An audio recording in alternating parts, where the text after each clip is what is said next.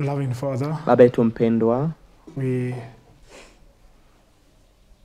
plead your blessing upon us now. tunasihi baraka zako juu yetu sasa. Roho yako Mtakatifu ambatane nasi, tunaomba kwa unyenyekevu kwa Kristo Yesu, amina. Good afternoon. Habari ya mchana. We are going to continue our study. Tunaendelea na somo letu Daniel chapter 11. kwenye Daniel sura ya 11. I don't know if you can remember. Sijui kama unaweza kukumbuka, lakini katika somo letu lililopita, masalio wa Mungu wa Biblia, can you remember the identification marks? Je, mnaweza mkakumbuka alama za masalio wa Mungu ambapo shetani atakwenda kufanya vita nao? There were two identification marks. Kulikuwa na alama mbili za utambulisho. Just give us a moment. Remember, kumbuka Revelations 12 Ufunuo 12:17 inasema joka alikuwa anasema na mwanamke, na aya 15 inasema kwamba mgogoro unakwenda kutokea kwa kanisa ambayo ndiyo mwanamke. Kwa hiyo mwanamke humaanisha watu wa Mungu wa mwisho ambao wataishi mwisho wakati.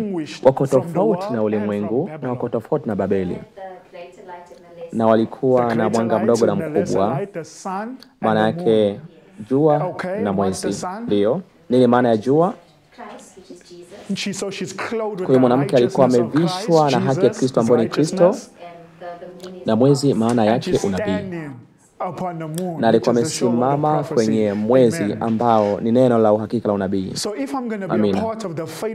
Kwa hiyo kama nahitaji kuwa kati ya hawa watu wa mwisho, lazima ni unafunzi wa Biblia. Ndio.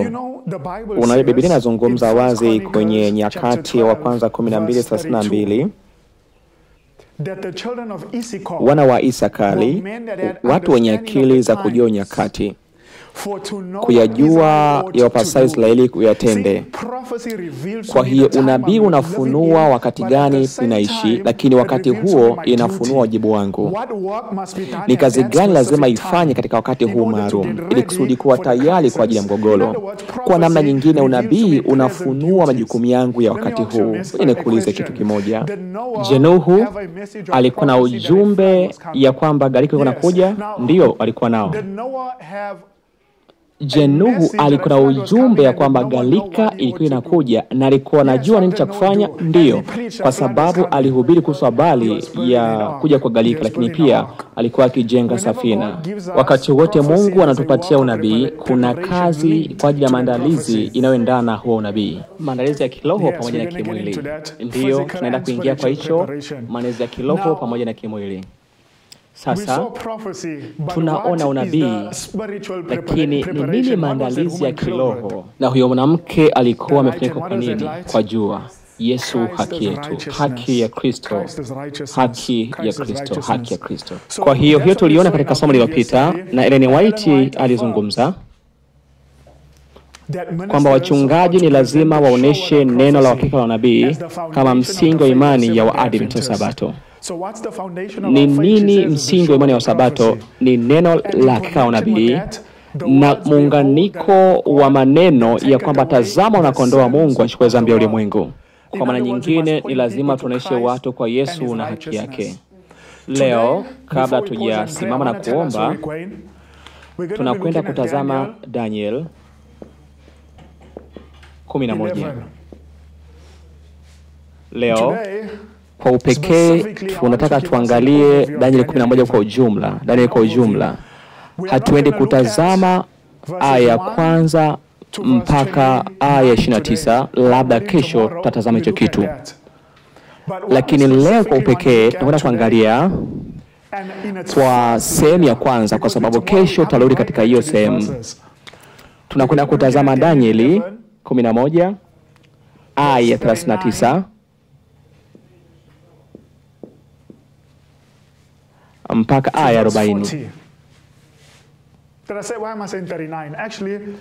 Tuangalie kuanzia aya 30 mpaka aya 40. Tutakwenda kutazama hiki kitu. Kwa nini nakwenda kuanzia hapa? Inaanzia pale Ellen White pia naye kuanzia. Ndiyo maana nimechagua kuanzia moja kwa moja, kwa sababu Ellen White alizungumza moja kwa moja kwenye hizi aya.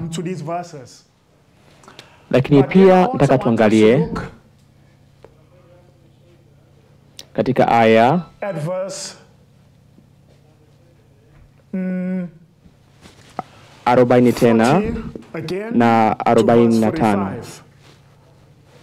Mmoja anaweza kauliza kwa nini tumeanzia hapa, kwa sababu hii ni kwa ujumla. Kesho tutaangalia aya ya kwanza mpaka 29 kwa sababu hii ni historia.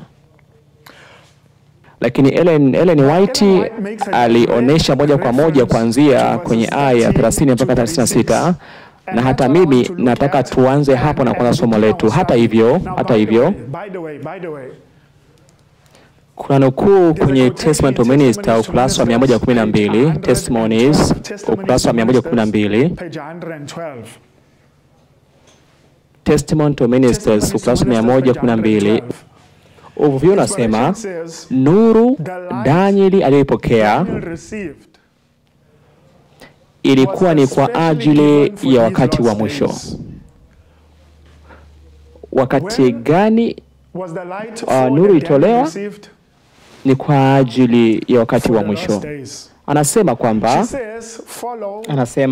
njozi alizoziona akiwa kwenye mto Ulai na Hedekel, mito ile mikubwa ya Shinar, kwa sasa zipo kwenye mchakato wa utimilifu,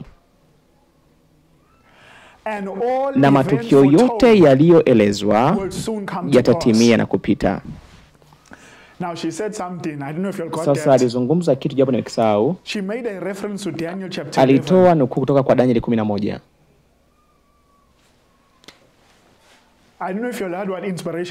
Nadhani umeelewa nukuu ilichozungumza. Kwa hiyo Danieli alipokea njozi kwa wakati wa mwisho.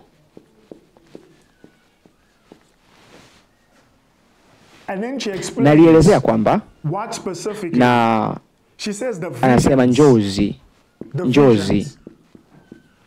aliona katika mto Ulai pamoja na Hedekel,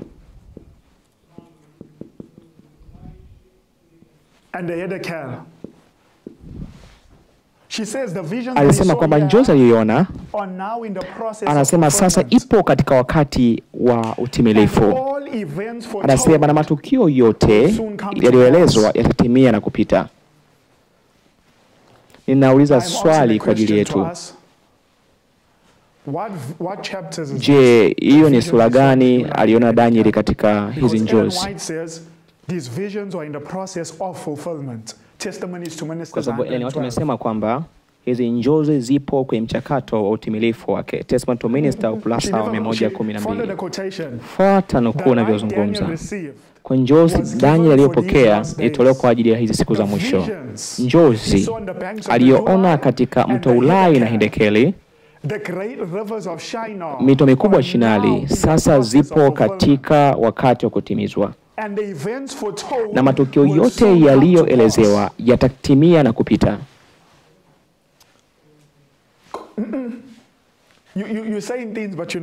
Unazungumza kitu lakini unafikiri. Hedekel na Ulai. Yes, sister. If we just look in our Bibles, we'll see. Ndio dada, unapotazama katika Biblia yetu, chapter 8. Mto Ulai upo katika Danieli sura 8.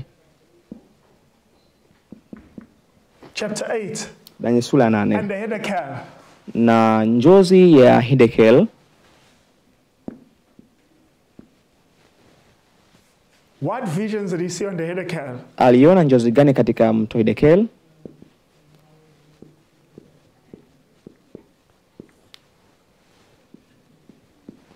Daniel 10 to 12. Ni njozi ya Danieli 10 Let's go to Daniel mpaka chapter 12. 10. Twende kwenye Danieli sura ya 10.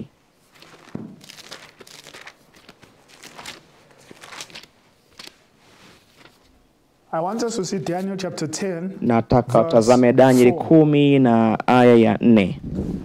It says, inasema kwamba, na siku ya 24 ya mwezi wa kwanza, as I was by the side of the great river which is Hiddekel. Nilipokuwa kando ya yule mto mkubwa wa Hiddekel. Kwa hiyo sura ya 10 inaanza na Danieli anaona njozi. Inaanza kwenye sura ya 10 lakini inaisha kwenye mfululizo wake katika sura ya 12. Kwa hiyo sura ya 10 mpaka 12 hakuna pumziko. Hivyo Ellen White anaonyesha muunganiko moja kwa moja katika hizi sura mbili. Katika hizi sura mbili. Sasa kama unaelewa Danieli sura 8 na 9, utaelewa pia, itakuwa rahisi pia kuelewa Danieli 10 mpaka 11, itakuwa rahisi kuelewa. Itakuwa rahisi kuelewa.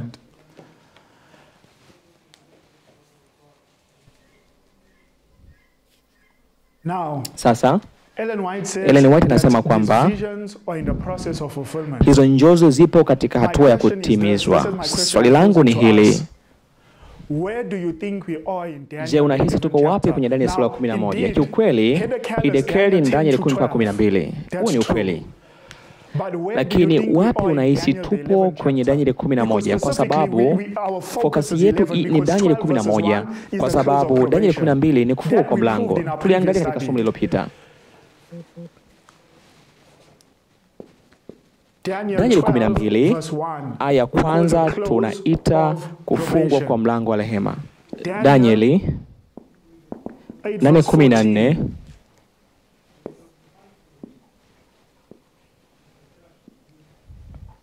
ambapo Yesu alianza hatua ya mwisho ya huduma yake, hukumu kwa wafu ilianza.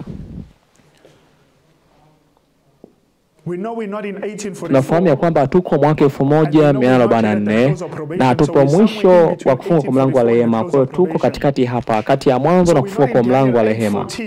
Kwa hiyo katika Danieli 8:18 hatuko hapo, na tunafahamu ya kwamba hatupo katika mwisho wa kufunga kwa mlango wa rehema. Kwa lazima tuwe katikati ya hizi sura mbili.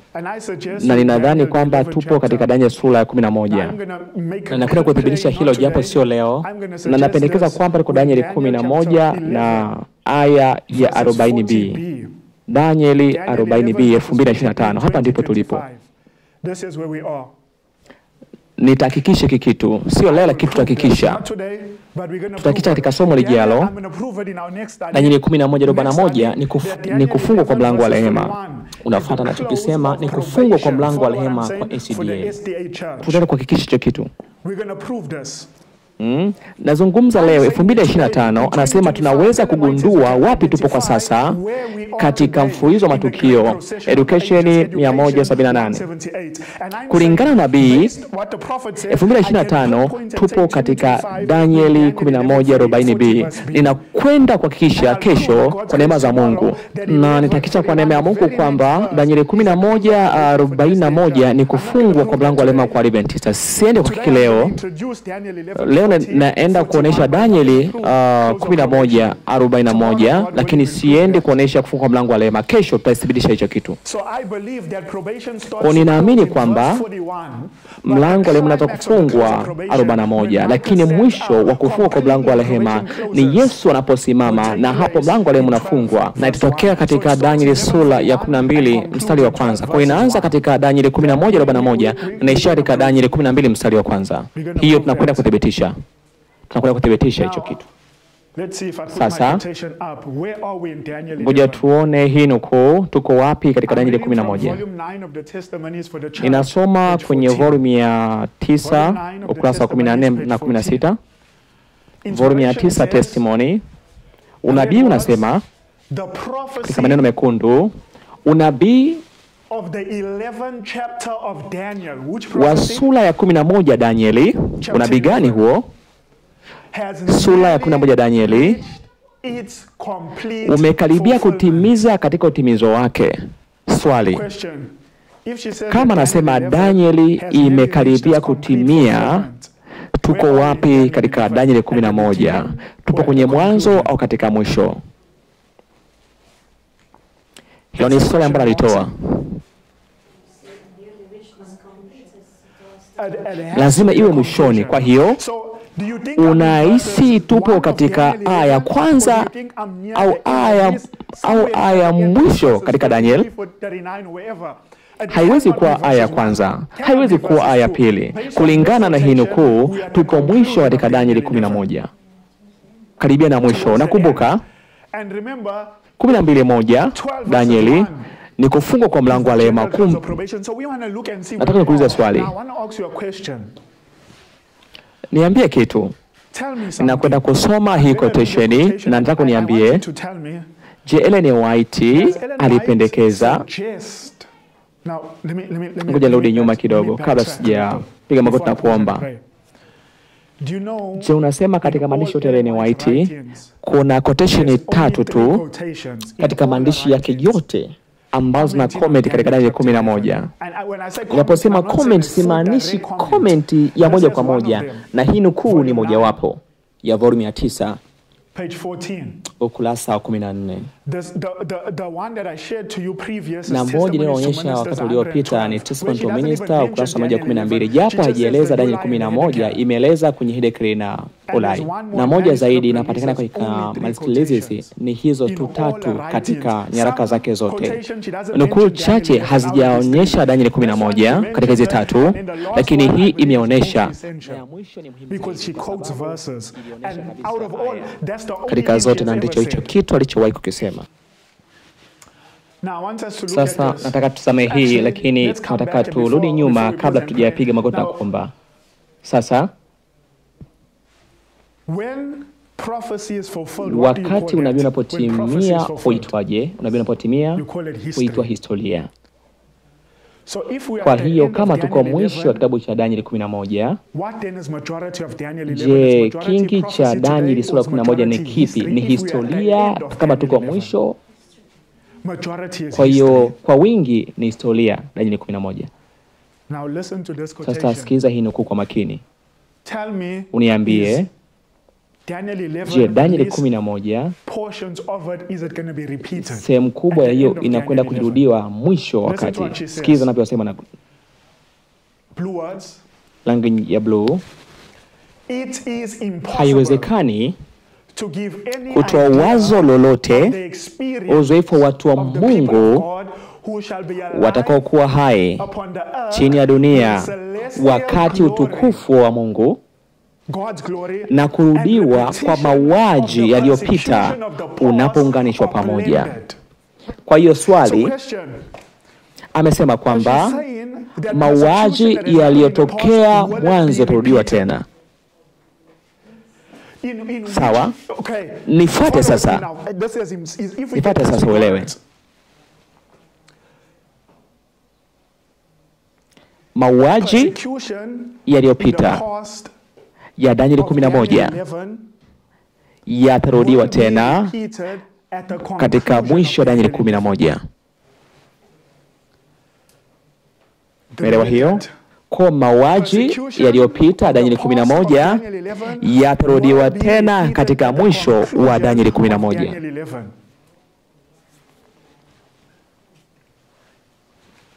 Hiyo ndio tunazungumza, lakini ngoja niweke vizuri. Nukuu ya muhimu sana kwa Maskilizi za volume ya 13 ni 3 tu alizoandika. Testimony 112, volume ya 9 ukurasa wa 14, na Maskilizi 394. Kiza alivyosema, unabii wa kitabu cha 11 cha Danieli karibia kimetimia. Sikiliza hii. Mengi ya historia ambayo imekwisha kutokea katika kutimiza huu nabii itajirudia tena. Amesema nini kinatokea? Historia ya unabii inakwenda kujirudia tena. Ngoja tuone. Amesema kwamba katika aya 13 nguvu iliyozungumzwa hapo kwamba atamwonea hasira na kurudi na kuonea hasira kinyume na agano takatifu. Kwa hiyo atafanya na atarudi kwa akili kwa wale ambao walisahau agano takatifu. Na nazungumza kwenye aya 31:36, anasema kwamba tukio kama na yale yaliyozungumzwa katika maneno haya yatajirudia tena. Ngoja nikuulize swali. Ellen White ameulizia aya ipi? Angalia aya ipi? Aya ya 13 na aya ya 31 na 36, kwamba matukio sawa na aya 13 na 36 yatajirudia tena matukio haya. Kwa hiyo sikiza ninavyozungumza. Kama tutaelewa aya 40 na 45, nataka tuelewe pia aya ya 30 mpaka 40. Na ninaamini kutoka aya 30 mpaka 40 tutaona pia kitimizwa kwenye aya 40 na 45. Kwa nikisema aya 40A na 40B, kutoka aya ya 30 mpaka 45, itakayotokea hapa lazima tokee pia hapa. Kwa nini? Kwa sababu Ellen White kazungumza kwamba historia itajirudia tena. Wingi historia itajirudia tena. Nataka niseme hiki kabla tujapiga mafuta kuomba. Aya 30 na 40 ilitokea mwaka 1538 mpaka mwaka 1798.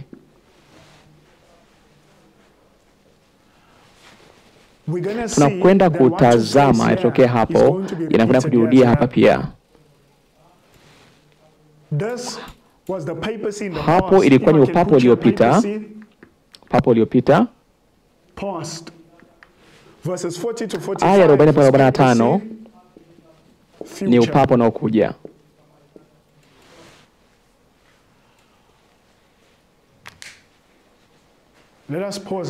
Ngoja tupumzike, tuombe, pia tuendelee na somo. Tupige magoti kwa wale watakaoweza.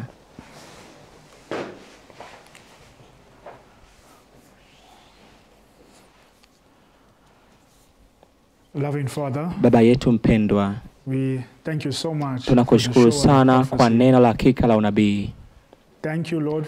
Asante Mungu kwa kutokuacha kwenye ujinga kulingana na matukio ambayo yapo karibu kutukia katika ulimwengu huu. Sio kama wale watu ambao hawakuelewa maandiko yako katika ukuta, umetupa neno lako. Tusaidie sasa kuweza kufanua matukio ambayo yanatokea katika ulimwengu.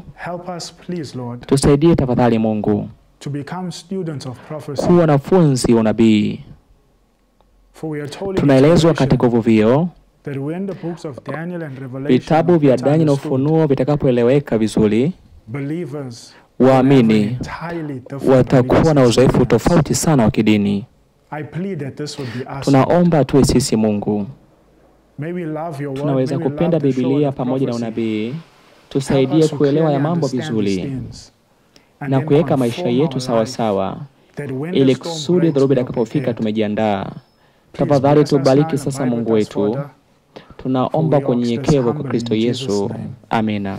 Amen. Amina. Amina. Amen. Come with me in your Bible to Daniel. Njoo pamoja nami kwenye kitabu cha Danieli, chapter 11. Sura ya 11. Daniel chapter 11. Daniel sura ya 11. Now, sasa kuna anaifahamu kuna nguvu ngapi mbili zinazozungumzwa kwenye Daniel 11? Mfalme wa kusini na kaskazini. Asante sana, asante sana. Daniel 11 imezungumza vitu vifuatavyo: mfalme wa kaskazini na wa kusini. Hivi ndivyo ambavyo tutaviona, na ndivyo ilivyo. Sasa ni nguvu gani iliyotajwa ya mwisho unaposoma Daniel? Kwa sababu kuna mapambano endelevu kati ya mtawala wa kusini na mtawala wa kaskazini, na mtawala wa mwisho ni mtawala wa kaskazini. Sasa sina muda kuingia katika hii sehemu, nataka tu nieleze kwa ufupi. Kuna waadventista wa Sabato wengi wanafundisha kwamba mfalme wa kaskazini ni Uturuki, Uislamu. Lakini hiyo si Biblia na hiyo sio roho ya unabii.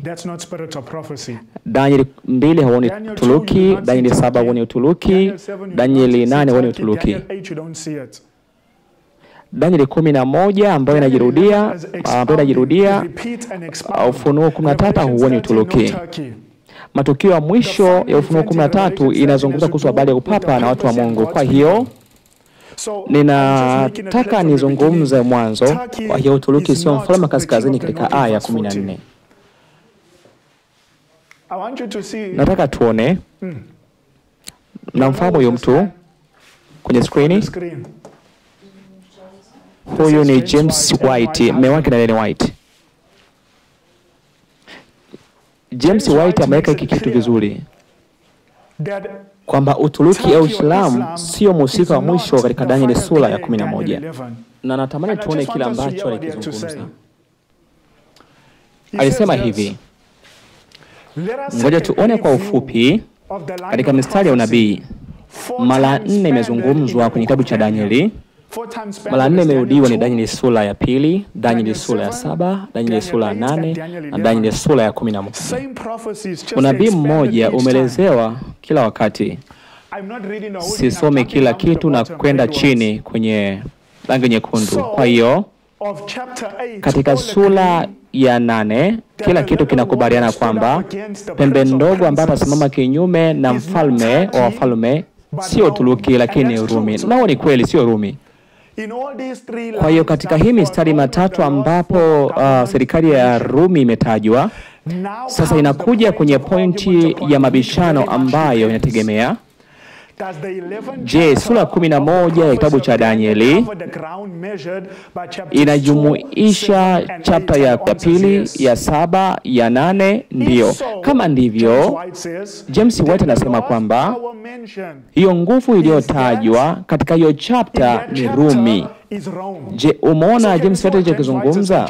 Je, umeona James White alichokisema? James White amesema haiwezi kuwa Uturuki. Katika 2 hakuna Uturuki, 7 hakuna Uturuki, 8 hakuna Uturuki, na unapokuja katika sura ya 11 haiwezi kuwa Uturuki. Pointi zaidi katika hii hoja. Katika maneno ya blue, James White anasema kwamba kama miguu na vidole 10 ya sanamu ya chuma ni ya Vyarumi, ikiwa mnyama mwenye pembe 10 aliyepewa miali ya moto ya siku kuu ni mnyama wa Kirumi, ikiwa pembe ndogo iliyosimama dhidi ya mkuu wa kuu ni Roma, na ikiwa uwanja umbali sawa umefunuliwa kwa mnyororo hii 4 ya kinabii, basi nguvu ya mwisho ya sura ya 11 ambayo itafikia mwisho wake na hakuna atakayesaidia ni Rumi. Naendelea kuelezea, siwezi kusoma vyote hivyo. Kwa hiyo nguvu ya mwisho katika Danieli 11 haiwezi kuwa Uturuki, lazima iwe Rumi. Kwa hiyo nimeandika upapa uliopita na upapa utakao kuja. Nataka tazame kwa ufupi kwenye Danieli 11. Nataka tazame katika katika aya ambayo Ellen White aligusa. Ellen White aligusa katika aya ya 13, na ninataka tutazame hii aya.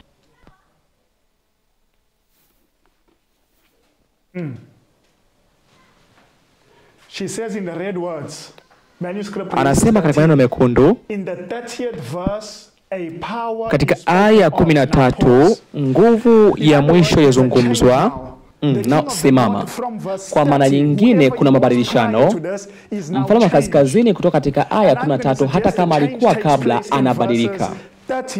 Na napendekeza kwamba badiliko hili linatokea katika aya ya 13 kutoka kwenye Rumi ya kipagani kwenda kwenye Rumi ya kipapa. Tutaona hiyo jinsi ambayo mabadilishano yalitokea. Kwa hiyo kutoka katika aya 16 anatangazwa hii ni Rumi ya kipagani, lakini Rumi ya kipapa inakuja kutokea katika aya 30. Ellen White ameeleza hiyo kwamba nguvu iliyotokea. Kwa hiyo katika aya 30 nataka tuangalie kwa ufupi, hatuzungumzi yote, lakini nataka tuangalie pointi chache na baadaye nihitimishe. Nataka tuangalie kwenye Danieli 11 na aya ya 31. Danieli 11 aya ya 31. Tuweza pata msomaji katika Danieli 11:31. Na wenye silaha watasimama upande wake nao watapatia unajisi mahali patakatifu, ndiyo ngome, nao wataiondoa sadaka ya kuteketezwa ya kila siku, nao watasimamisha chukizo la uharibifu. Amina. Nataka tusimame tuangalie kitu kimoja. Amezungumza kwamba jeshi itasimama upande wake. Jeshi itasimama upande wake. Cha kwanza iwe ni jeshi. Tunafahamu nini maana ya jeshi? Jeshi itasimama upande wake. Nini maana ya army? Hii inamaanisha nguvu za kijeshi.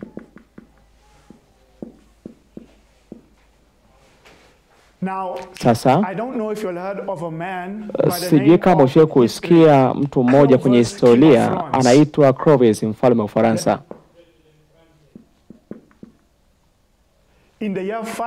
Katika mwaka 508 aliongoka na kubatizwa na akawa Mkatoliki, na alitumia nguvu ya kijeshi na kupanua himaya ya kanisa la Rumi. Kwenye ukweli wa historia, hata Roman Catholic inaweza kueleza kwa sababu ni mtoto mkubwa wa Roman Catholic kwa sababu ya huyu Clovis, mfalme wa Ufaransa, na hone pale kupokea nguvu ya kijeshi. Sasa na ushahidi wa nguvu ya kijeshi tunaweza kwenda kwa Ezekieli sura ya 30, na jeshi humaanisha upanga, humaanisha nguvu ya kijeshi. Ezekieli 30 aya 22. Ezekieli 30 aya 22.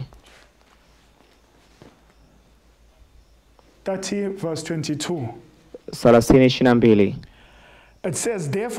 Inasema, basi Bwana Mungu asema hivi, tazama mimi ni juu ya Farao mfalme wa Misri, na nitamvunja mikono yake, mkono ulio wenye nguvu na huo uliovunjika, nami nitauangusha upanga ulio katika mkono wake. Tazama, Mungu anazungumza kwamba atavunja mkono wa mfalme wa Misri. Anasema atauangusha upanga ulio katika mkono wake. Hii ni nguvu ya kijeshi. Mstari wa 24. Nami nitaitia nguvu mikono wa mfalme wa Babeli na kutia upanga wangu katika mkono wake. Je, umeona maanisha nini jeshi katika mkono? Mungu anatoa upanga au anaweka upanga? Je, upanga unatumika kwa ajili ya nini? Kwa kuendana. Na upanga unatumika kwa ajili ya nini? Kuua au kwenda vitani. Kwa hiyo anaposema kwamba jeshi litasimama upande wake, anazungumza kuhusu habari ya upapa, na alikuwa Clovis, mfalme wa Ufaransa, na alipokea nguvu za kijeshi. Na namba 2 inamaanisha chukizo la uharibifu kuwekwa. Hiyo ni habari ya pili. Katika Danieli 11:31 ambayo inaleta chukizo la uharibifu.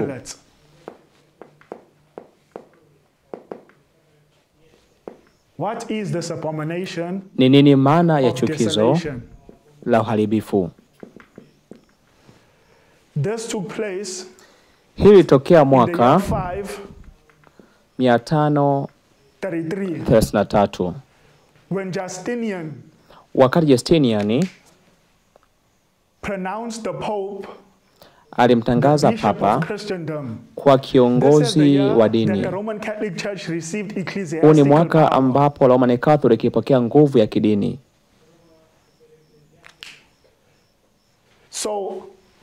Kwa hiyo nguvu za kijeshi 508, nguvu ya Kikristo 363.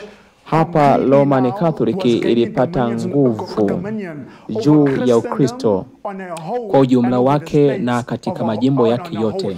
Hapa tunazungumzia kuhusu habari Ulaya nzima, na Clovis baada ya kuwa ameongoka aliwapatia nguvu wafalme kuzungumza katika kanisa la Roma. Chukizo la uharibifu kifupi humaanisha ni kupokea nguvu ya kidini ambapo kulikuwa na muunganiko mkubwa kati ya dini na serikali.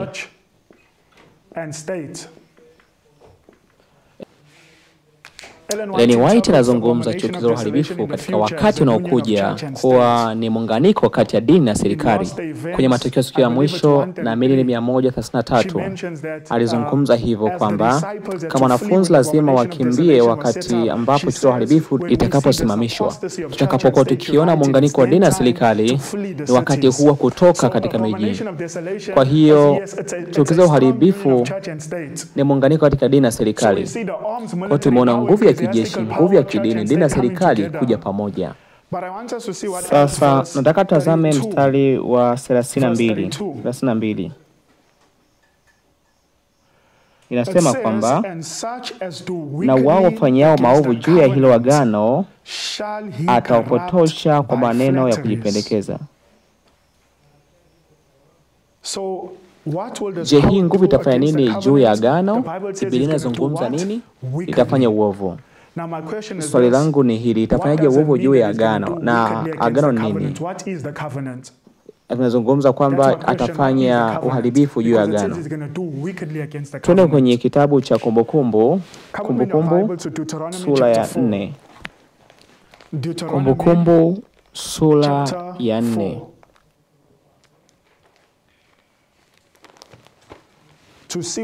Tuweze kuona hili agano ni nini.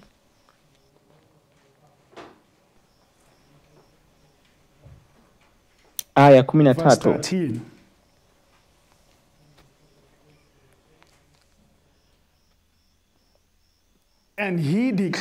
Akawahubiri agano lake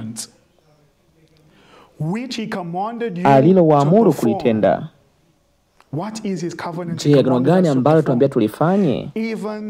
Yaani zile amri 10 akaziandika juu ya mbao 2 za mawe. Kwa hiyo agano la Mungu ni nini kulingana hili fungu? Sheria. Kwa hiyo sheria, kwa hiyo upapa utakwenda kufanya uovu kwenye agano la Mungu. Kwa hiyo upapa utafanya nini kwenye sheria ya Mungu? Katika historia ulifanyaje kwenye sheria ya Mungu? Ndio. Yes. Ni kweli. Ulifanya kitu hasa ulibadilisha. Ilibadilisha nini? Sabato kwenda Jumapili. Kwa hiyo kulikuwa na jinai kwenye Sabato. Lakini pia kwenye amri ya pili, ya Mungu kuhusu habari ya ibada ya sanamu. Sasa tuweke point ya 4. Daniel 11. Daniel sura ya 11.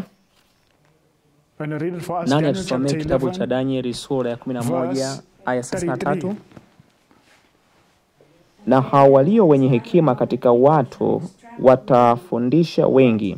Hata hivyo wataanguka kwa upanga na kwa moto na kwa kufungwa na kwa kutekwa nyara siku nyingi.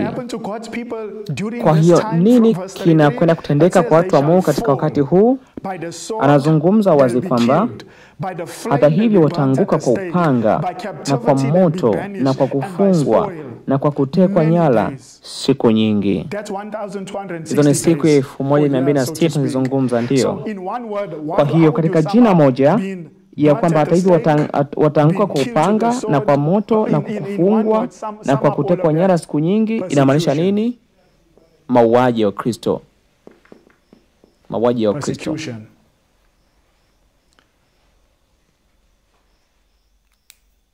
Ngoja tuone. Let's see. Verse 30. Aya ya 35. Je, hayo mauaji yatadumu kwa muda gani? Nasema kwamba na baadhi yao wenye hekima wataanguka ili kuwatakasa na kuwasafisha na kuwafanya weupe hata wakati wa mwisho, kwa maana ni kwa wakati ulioamriwa ambao haujaja. Je, mauaji yatafanyika kwa muda gani? Katika wakati wa mwisho. Kwa hiyo mauaji lazima yatafanyika mpaka wakati wa mwisho. Na wakati wa mwisho ni upi?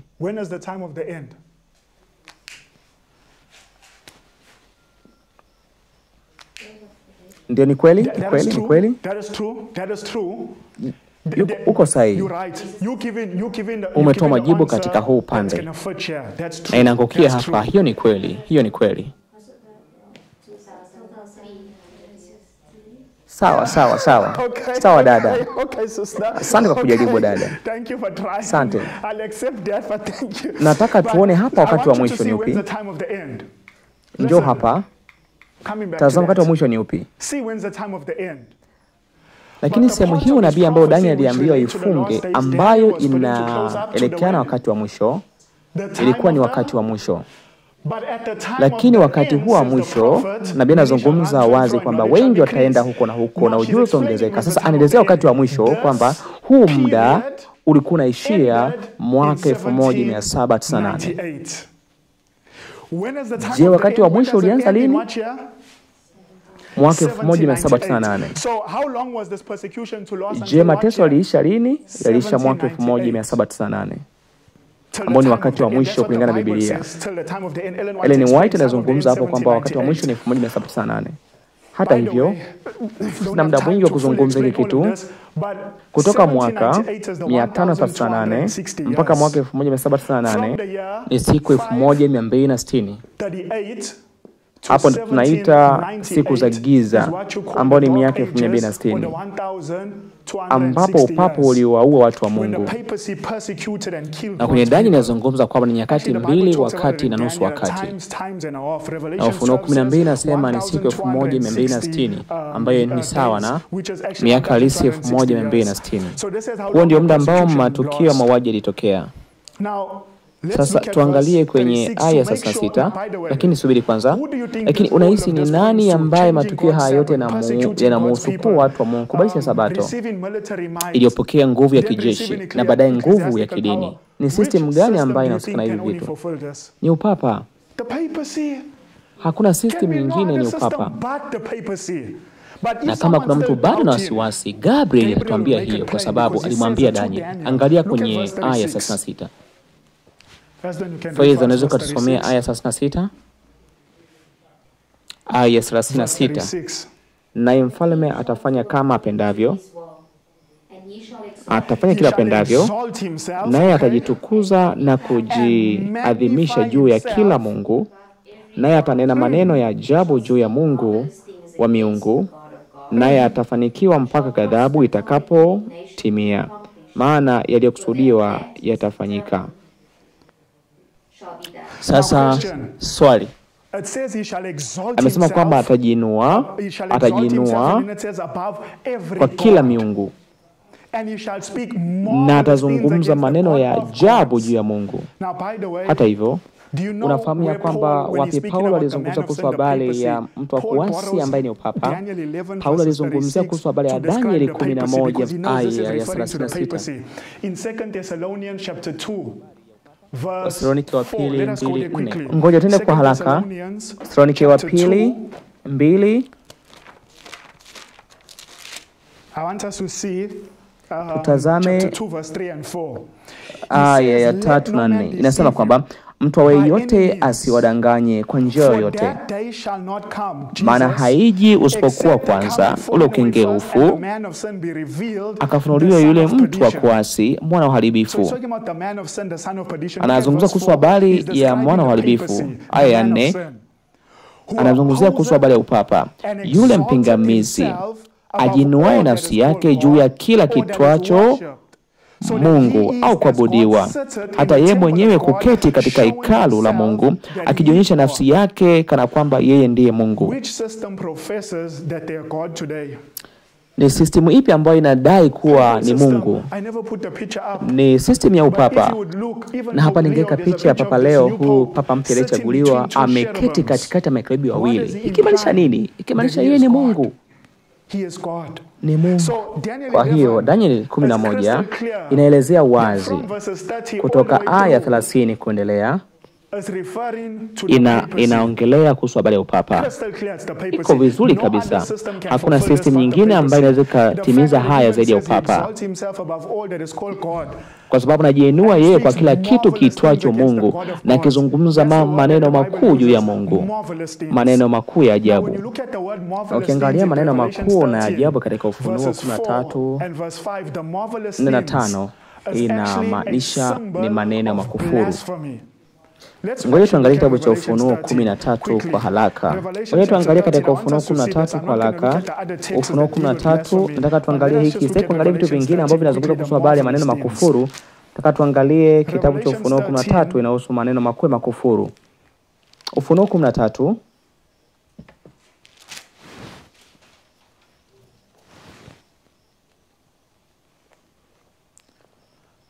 Can we read Revelation chapter 13? Tusome Ufunuo 13 aya ya 5. Tasoma Ufunuo 13 aya ya 5. Nasema, na yakapewa kinywa cha kunena maneno makuu, ambayo nasema ni maneno ya makufuru. Nasema kwamba ya makufuru. Kwa hiyo maneno makuu humaanisha maneno makufuru. Nini maana kukufuru? Katika Danieli 11 inazungumza kuhusu habari ya system ambayo inazungumza maneno ya makuu na makufuru. Nini maana kufuru? Katika Yohana sura ya 10:30 Yesu alisema kwamba mimi na Baba tu wamoja. Maana nyingine alisema kwamba mimi na Baba ni kitu kimoja. Kwa hiyo Wayahudi nasema kwamba alichukua jiwe akataka kumponda. Yesu akasema, kwa kazi nyingi nimezifanya, kwa ipi mtakampige mawe?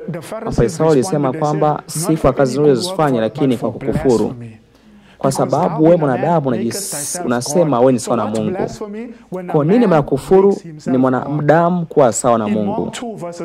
Kwenye Marko 2 aya ya 1-6, kulikuwa na mtu aliyekuwa amepoza, aliletwa kutoka Galilaya. Na Yesu alipomwona akamwambia, mwanangu, umesamehewa dhambi zako. Mafarisayo akajiuliza moyoni mwao, kwa nini huyu mtu anaongea maneno ya makufuru? Ni nani anaweza kusamehe dhambi isipokuwa Mungu? Kwa hiyo nini maana ya neno kufuru? Ni pale mwanadamu anajifanya kuwa ni Mungu, na pale mwanadamu anapodai kukiri kusamehe dhambi. Na je, Yesu alikuwa ni Mungu? Ndio. Na Yesu alikuwa na haki kusamehe dhambi? Ndio, kwa sababu Yesu ni Mungu. Napozungumzia kuhusu habari ya hii system, inazungumzia kuhusu habari ya upapa. Inazungumza maneno makubwa na ya makufuru kuhusu Mungu. Sasa tuangalie katika aya ya 40. Twende aya ya 40. Danieli 11 aya ya 40. Danieli 11 aya ya 40.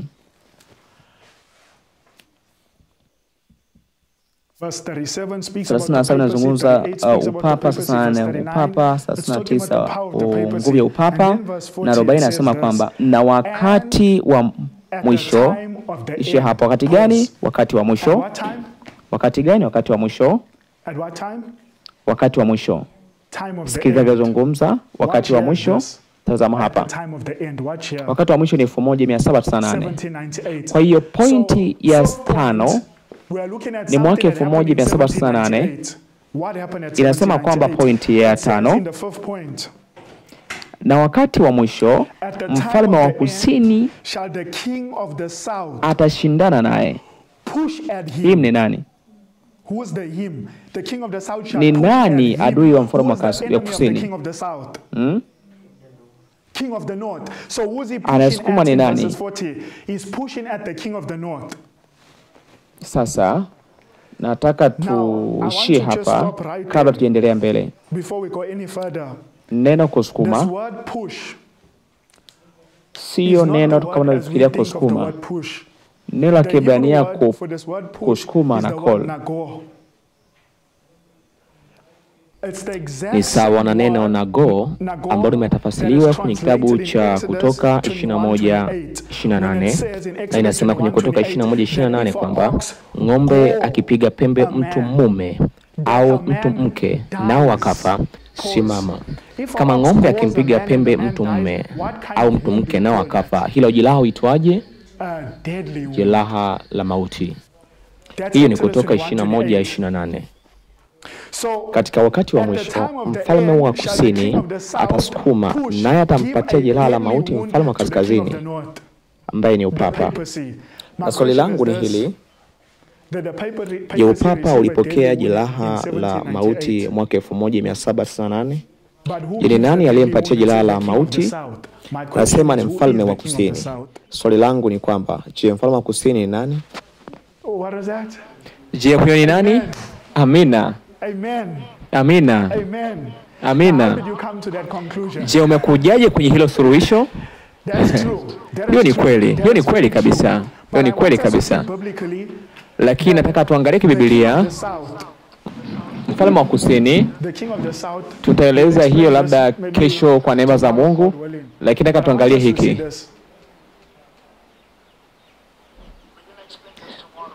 Tutaelezea hiki kesho kwa mapenzi ya Mungu. Baada ya Alexander mkuu kufa, utawala wake uligawanyika katika sehemu kuu 4. Kulikuwa na Seleucus, Ptolemy, Leskimiskas na Kasanda. Utawala wake uligawanyika kama Biblia ilivyosema. Lakini japokuwa Seleucus alimshinda Lysimachus na Kasanda, Seleucus akawa mtawala wa kaskazini, na hii ndiyo ilikuwa himaya yake, Syria pamoja na Babel.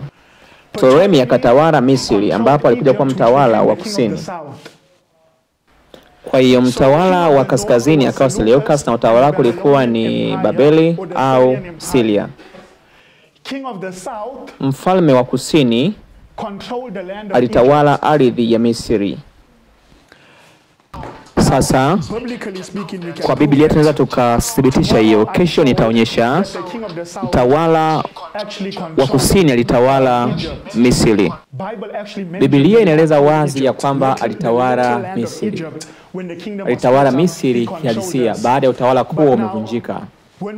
Lakini tunapozungumzia kuhusu kutoka kwenye aya 30 kuendelea, hatuhusishi Babeli ya kihalisi ambayo ni utawala wa Seleucus, na hatuhusiki na Misri halisi, lakini tunahusika na Misri ya kiroho na Babeli ya kiroho. Na hapa ndipo watu wanapopata kasoro wanapoelezea unabii wa Danieli sura ya 11. Unasema, kwa nini unaeleza kitabu cha Danieli sura ya 11 kwa halisia kutoka aya ya kwanza mpaka kuendelea mpaka kwenye aya ya 29, lakini unapoanza kwenye aya 30 na kuendelea unaeleza kiroho? Na kwa nini tusieleze tu halisia sura nzima ya Danieli sura ya 11? Ni rahisi. Baada ya msalaba 34 AD, baada ya kifo cha Kristo, mwaka wa 70 AD, mlango wa rehema kwa Yahudi ulifungwa.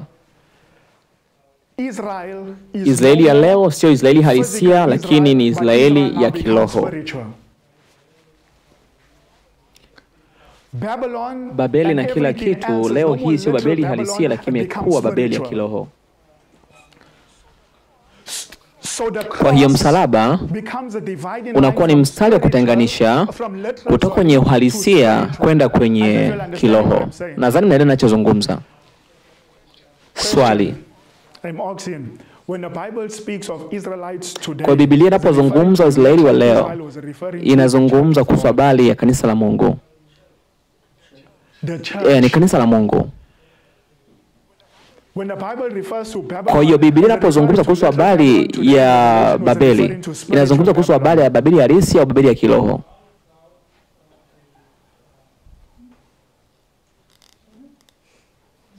Ni Babeli ya kiroho. Amina, amina, amina. Sasa tuliondokaje kutoka kwenye halisia kwenda kwenye kiroho? Kwa msalaba. Baada ya Yesu kufa msalabani, hakuna shughulika tena na Israeli ya kawaida, lakini Israeli ya kiroho. Kwa hiyo hakuna husika tena na Babeli ya halisi, lakini Babeli ya kiroho. Kwa kila kitu hakihusu halisi tena, kinahusu kiroho. Kwa hiyo watu wa Mungu wa leo si Israeli halisi, lakini Israeli wa kiroho. Hapo nazungumza kwenye Warumi. Watu wanaweza kutafuta makosa katika ufafanuzi na kusema kwamba natudanganya. Na mimi nasema hapana, tuwezi kufanya hivyo. wakidhani kwamba mambo ni halisi toka mwanzo hadi mwisho. Lakini makosa ya wengi wanashindwa kuelewa kwamba baada ya msalaba tunahama kutoka kwenye uhalisia kwenda kwenye kiroho. Nadhani hii imekaa vizuri. Sasa swali langu ni hili. Inazungumza kwamba mfalme wa kusini atasukuma. Je, mfalme wa kusini ni nani? Misri. Sio Misri halisi, lakini Misri ya kiroho. Ufunuo 11 inaeleza wazi Misri ya kiroho ni ipi ambayo mwaka 1798 ilisababisha jeraha la mauti kwa upapa, na hiyo nchi inaitwa Misri ya kiroho. Je, unafahamu hiyo nchi ni ipi? Ambapo katika Ufunuo sura 11 inaonyeshwa kama Misri ya kiroho. Je, nchi hiyo ni ipi? Je, kuna mmoja anayefahamu? Ufunuo sura 11 inaeleza wazi Misri ya kiroho.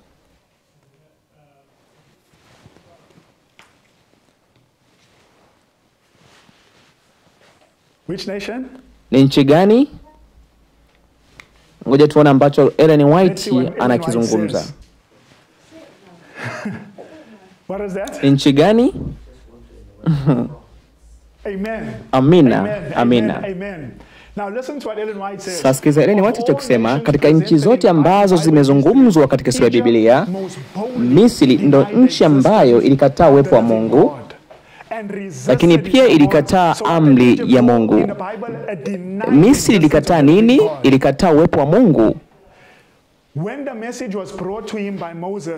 Na ujumbe ulipoletwa kwake na Musa, Farao alikataa, akasema kwamba Bwana ni nani? Na alikataa kuwaruhusu Israeli watoke. Alisema kwamba hamjui Yehova ni nani na hawezi kuruhusu Israeli watoke. Hiyo ni ukana Mungu, kukata uwepo wa Mungu. Huu unabii na huu unabii ulitimizwa kwa halisia katika nchi ya Ufaransa. Kwa hiyo ni nchi gani ambayo ilikuwa ni Misri ya kiroho kwenye mwaka 1798? Ni nchi gani? Na ametaja Ufaransa. Na kipi kichofanya Ufaransa iwe Misri ya kiroho? Kitu gani Ufaransa kilifanya kwenye mwaka 1798 kuwa Misri ya kiroho? Ukana Mungu, ukana Mungu, ukana Mungu. Kwa hiyo hoja namba 5. Kwa hiyo tunaona upapa unapokea jeraha la mauti kwenye mwaka 1798 na Ufaransa, mfalme wa kusini. Sasa tunakwenda kuonesha jinsi hizi point Ellen White alivyozungumza kwenye aya 30 mpaka aya 36. Anasema itarudiwa tena kwenye Daniel sura 11. Ngoja tuone. Njoo kwa Biblia yako kwenye Daniel sura 11. Daniel 11.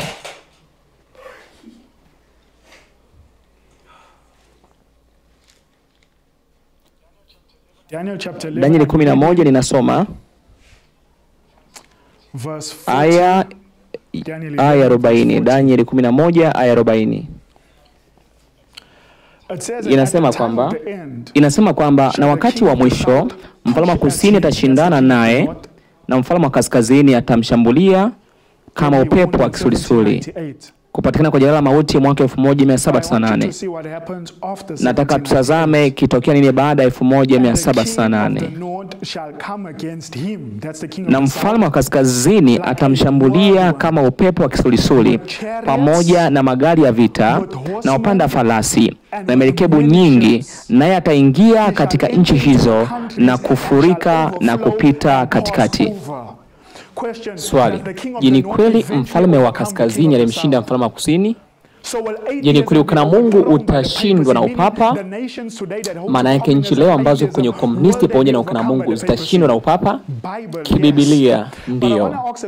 Nataka niulize swali: atamshambulia pamoja na magari ya vita na wapanda farasi na merikebu nyingi? Tutajifunza hiki kesho kwa neema ya Mungu. Lakini nataka tazama kwenye wapanda farasi. Nini maana ya wapanda farasi? Tutazame kitabu cha Mithali 21:31. Tuone nini maana ya wapanda farasi. Mithali 21:31. Nini maana ya kupanda farasi? Angalau tujue nini kazi ya farasi. Mithali 21:31. Nataka tuone Mithali 21:31. Inasema, na farasi huwekwa tayari kwa siku ya vita. Kwa hiyo farasi hutumika kwa ajili ya nini? Kwa ajili ya vita, kwa ajili ya mapambano. Swali: katika Danieli 11:41, upapa utapokea nguvu ya kivita kwa ajili ya mfalme wa kusini. Kwa hiyo utapokea farasi, ambayo inamaanisha maandalizi ya vita, ambazo ni nguvu za kivita. Ni kweli katika aya 40 tunaona nguvu za kivita.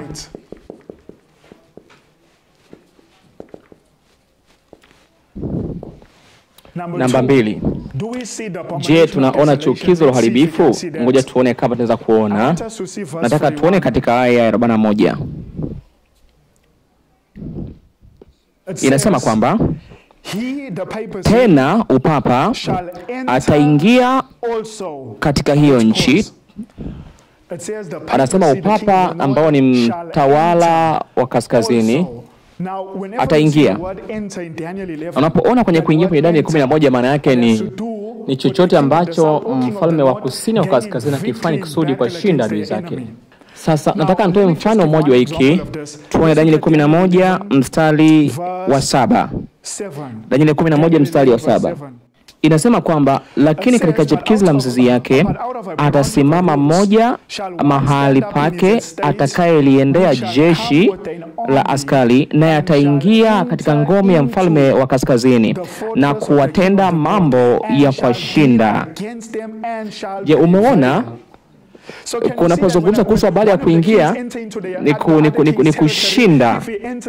Kwa hiyo upapa katika Danieli 11:41 atakapoingia inamaanisha popote anapoingia anamaanisha ni kushinda.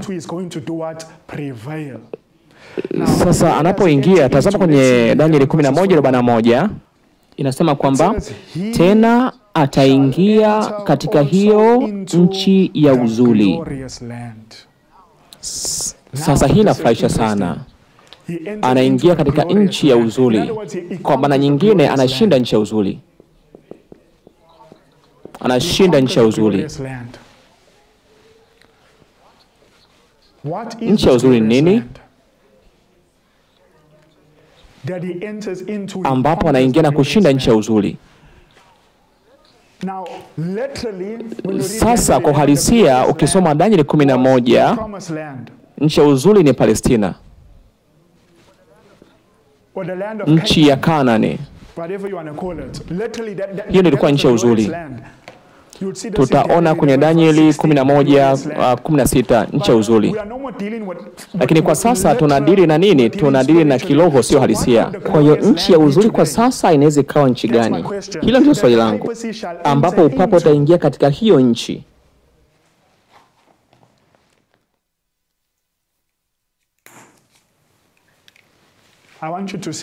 Nataka tuione hiyo nchi ya uzuri ni ipi. Nasoma Maranatha 193. Mungu amefanya makubwa kwa nchi ya Amerika zaidi ya nchi nyingine ambayo iko chini ya jua.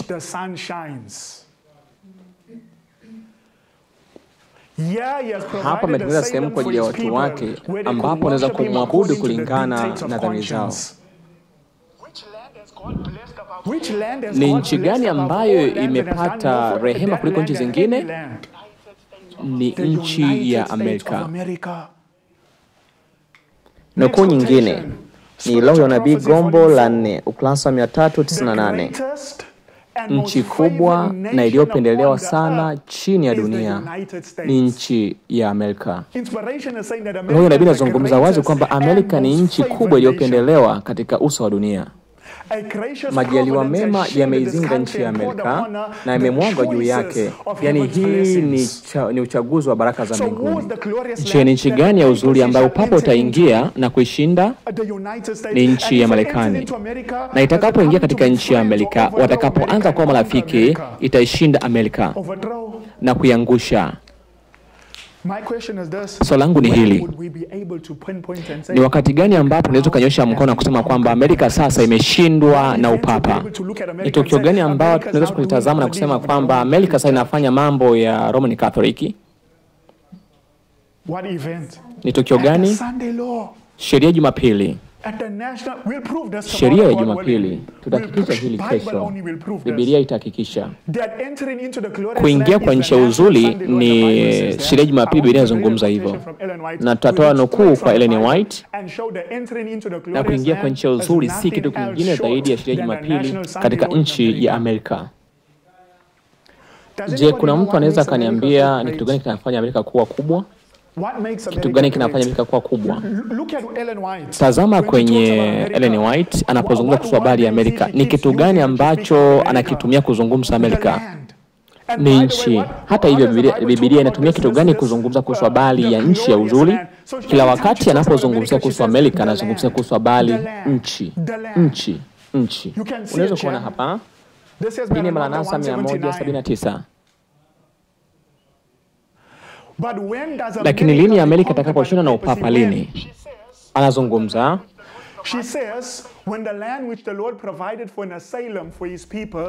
wakati nchi ambayo Bwana alitoa kama kimbilio kwa watu wake ili waweze kumwabudu kulingana na maagizo ya dhamiri zao wenyewe, nchi ambayo ngao ya uweza imenea kwa miaka mingi, nchi ambayo Mungu ameipendelea kwa kufanya kuwa hazina ya dini safi ya Kikristo. Wakati nchi hiyo kupitia wabunge wake itakapokataa kanuni za Protestanti na kutoa msimamo kwa wasi wa Kirumi katika kuingilia sheria ya Mungu, ndipo hapo kazi ya mwisho ya mtu wa dhambi itafunuliwa. Anasema kwamba kanuni za Protestanti zitakataliwa. Nini maana ya Protestanti? Maana yake ni kupinga. Ni kwenda kinyume na kitu. Kwenda kinyume na Roman Catholic. Kwa hiyo Protestanti ulikuwa umejengwa chini ya uhuru wa dini. Maana yake kupinga.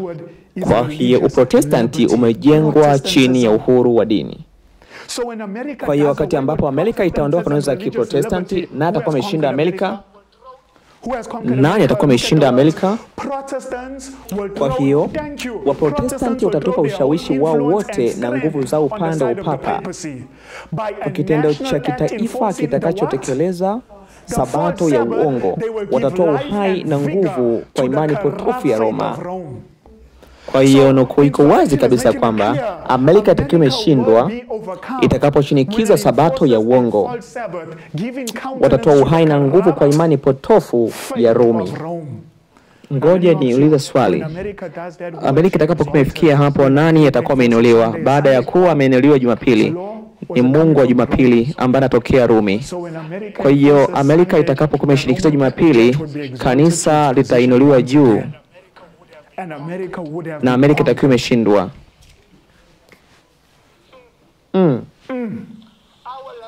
Nchi yetu anatumia tena maneno hayo. Nchi yetu iko hatarini. Wakati umekaribia ambapo wabunge wake watakataa kanuni za Uprotestanti kiasi cha kupuzia uasi wa Rumi. Kipi kinaweka Amerika kuwa kubwa? Nini kinaweka kuwa Amerika kubwa? Vitu viwili vinaweka Amerika kuwa kubwa. Ufunuo 13:11. Mnyama aliyetokea mwenye pembe mbili. Na hizo pembe mbili humaanisha kanuni mbili. Kanuni ya kiserikali na kanuni ya uhuru wa dini. Ellen White ameweka kitu vizuri, na hiki ndicho kinachofanya Amerika kuwa kubwa. Anasema Urepublikani au uhuru wa kiraia, Uprotestanti au uhuru wa kidini zilikuwa ndio kanuni za msingi za taifa. Pembe mbili za mnyama, Ufunuo 13:11. Kanuni hizi ndizo siri ya nguvu na ustawi wake. Ni kipi kinachofanya Amerika kuwa kubwa? Ni Republican pamoja na Protestant, yani uhuru wa dini na uhuru wa serikali. Na itakapoondolewa, Amerika itakuwa kubwa tena. Na Amerika itakapoondoa uhuru wa dini, itaingizwa sheria ya Jumapili. Ikishaondoa tu uhuru wa dini. Kwa hiyo kuingia katika nchi ya uzuri Tunakubaliana kwamba ni sheria ya Jumapili kulingana. Upapa utaingia Marekani, itakuwa ni muunganiko kati ya dini na serikali. Point number 3, nataka niulize, upapa utakapoingia kwenye nchi ya uzuri, nauliza swali, je, hiyo ni kupinga kwa kanuni za Mungu? Ninasema Jumapili itakapotangazwa kwa watu na kuambia watu watunze Jumapili kama Sabato, je, itakuwa ni kupinga kwa kanuni za mbinguni? Hilo ni swali, kwa sababu katika pointi ya 3 katika upapa uliopita ilikwenda kinyume na agano la Mungu. Nauliza katika pointi ya 3, je, utafanya vita kinyume na Sabato?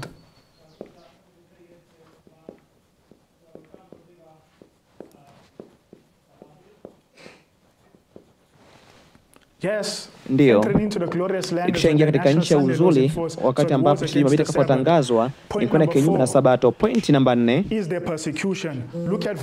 je, kutakuwa na mauaji? Angalia katika aya ya 44. Anasema kwamba lakini habari zitokazo mashariki na kaskazini zitafadhaisha, na yatatoka ghadhabu nyingi ili kuharibu na kuondolea mbali watu wengi. Swali, je, kutakuwa na mauaji katika wakati ujao? Na nazungumza kwenye last day events, wengi watakufa kwa sababu ya kuwa mashahidi.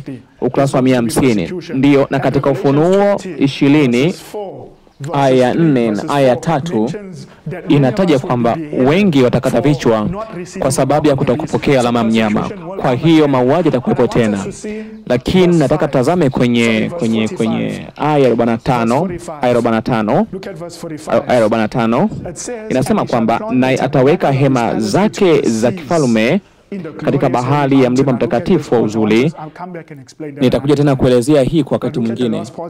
Lakini angalia katika aya ya mwisho, lakini ataifikiria ajali yake wala hakutakuwa atakayemsaidia. Kwa hiyo upapa unapokea jiladi jingine la mauti, lakini ataifikiria ajali yake wala hakuna atakayemsaidia. Na hapa anapokea jiladi jingine la mauti ambalo hatapona tena. Swali. Aya ya 30 mpaka 40a hatuoni kitimizwa na aya ya 40b mpaka 45. Je, tunaona historia ikijirudia? Angalia hoja ya kwanza, nguvu za kijeshi. Pointi ya kwanza tumeona kwenye Danieli 11 40b, nguvu ya kijeshi. Pointi ya pili, chukizo uharibifu, muunganiko kati ya dini na serikali katika nchi ya uzuri kulihalifu agano takatifu. Hoja ya tatu, vita dhidi ya watunzaji wa Sabato kwa kushinikiza Jumapili. Hoja ya 4, mauaji. Hoja ya 5, katika Danieli 11:45, lakini atafikiria ajali yake wala hakuna atakayemsaidia. Sasa unaona Ellen White alivyozungumza kwamba historia nyingi iliyopita itajirudia tena katika aya 40 na 45. Kwa hiyo ni mtazamo wa Ellen White wa kitabu cha Danieli sura ya 11 kutoka 30 mpaka 45. Hii ni mtazamo wa Ellen White, na yote atakwenda kinyume na roho ya unabii. Kesho kwa neema ya Mungu tunakwenda ndani zaidi kwenye Danieli 11. Hii tulikuwa ni mtazamo wa juu. Tutakwenda kutazama ushahidi mdogo zaidi, hasa wa aya 40 mpaka 45. Na tutakwenda kuangalia ushahidi mdogo kabisa, historia ya kitabu cha Danieli sura ya 11 kuanzia aya ya kwanza mpaka chini aya ya 29. I'm gonna pause here, but I want to ask, is there any questions? Is there any questions on what we have mentioned?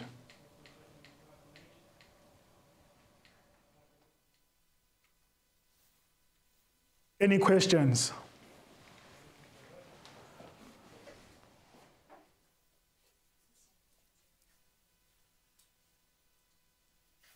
I hope this was clear from inspiration. That what took place in the past, Ellen White says, much of that history will be repeated. And we see how it's repeated from verses 40 onwards to verse 45. Now, in the book Testimonies to Ministers, where she speaks of Daniel 11, I just conclude here. In page 114, katika ukurasa wa 114 anasema kwamba wale wanaojifunza huu nabii, anasema kwamba hawapaswi kuingia kwenye uchu wa chakula na kunywa. Kama watafanya hivyo, ubongo utachanganyikiwa na hawataweza kuchimba hivi vitu kuelewa ukweli uliopo ambao unaonyesha kwamba tuko karibu kufunga historia ya ulimwengu. Nasema kwamba kama nataka kujifunza uelewa vizuri, lazima niweze kuzuia uchu wa chakula. Nasema kama sitaweza kuzuia uchu wa chakula, ubongo wangu utachanganyikiwa na sitaweza kuelewa unabii. Wengine wanapoanza kujifunza unabii wa Danieli 11, akili yao inazima. Sababu ni kwa sababu wanashindwa kuzuia uchu. Sio tu nabii wa Danieli, unabii wote watu wanazima. Kwenye Gospel Workers 230 unabii unasema kwamba umuhimu wa chakula na kuelewa unabii. Anasema kwamba kwenye Gospel Workers 230 anasema kwamba uchu wa chakula, wanasema kwamba unaizinga na kuiharibu akili. Kwa namna nyingine kwamba akili haiwezi kufanya kazi. Tunapoingia kwenye uchu wa chakula, ubongo unazingwa na uwezi kufanya kazi na uwezi kuelewa chochote kile. Anasema kula sana unapoza mwili wote kufanya kazi kwa kuzuia nguvu ambayo ingefanya kazi katika viungo vingine na kufanya kazi ya tumbo. Kwa hiyo tunapokula isivyopaswa au tunapokula ipasavyo lakini kwa kuzidisha, nabii anasema kwamba akili inazingwa na haiwezi kuelewa unabii. Mungu atusaidie rafiki zangu. Tutaishia hapa kwa majaliwa ya Mungu. Tutaendelea kesho. Hasa tutaangalia katika hii aya, japo hapo tumeangalia kwa ufupi. Na kwenda kuomba sasa. Kama kuna swali tutauliza kulingana na sehemu tuliojifunza. Wewe tupige magoti.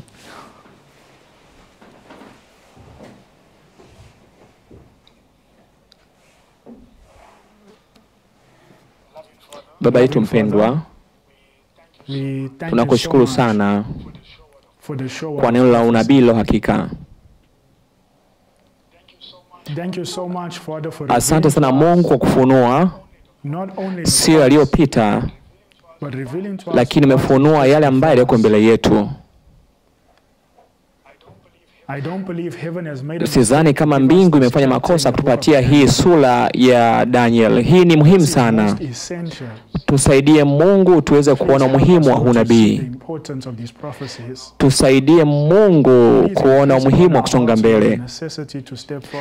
Tafadhali tusamehe dhambi zetu Mungu wangu na kutusafisha na tupatie ushindi tunaohitaji, ili kusudi ubinafsi pamoja na kujikweza, dhambi za aina zote ziweze kung'olewa katika mioyo yetu. Tusaidie Baba mbinguni. Mawazo yetu yanaweza yakanyonya masomo kwa ajili ya maandalizi. Ulimwengu huu unakwenda kuisha. Dhoruba inakuja na iko tayari kumwagika juu yetu kwa hasira kali. Na kuna mwingine wale tuliojiandaa watasimama. Tena na tena katika testimony umezungumza, wengi walipita Sabato watapotea. Ni kwa sababu tunaelewa lakini hatufanyi maandalizi. Tunapoteza utii. Tafadhali Baba tusaidie Mungu. Hii sio mchezo na huu ni uhalisia. Ulimwengu unakwenda kukoma. Tafadhali Mungu tusaidie tuweze kuelewa kile ambacho mbingu inataka kutupatia. Umuhimu wa kujiandaa na kujiandaa kwa ajili ya milele. Tuokoe Mungu, tunaomba Baba. Tunaomba kwa unyenyekevu kwa Kristo Yesu. Amina. Amen. What can wash away my sin? Nothing but the blood of Jesus. What can make me pure within?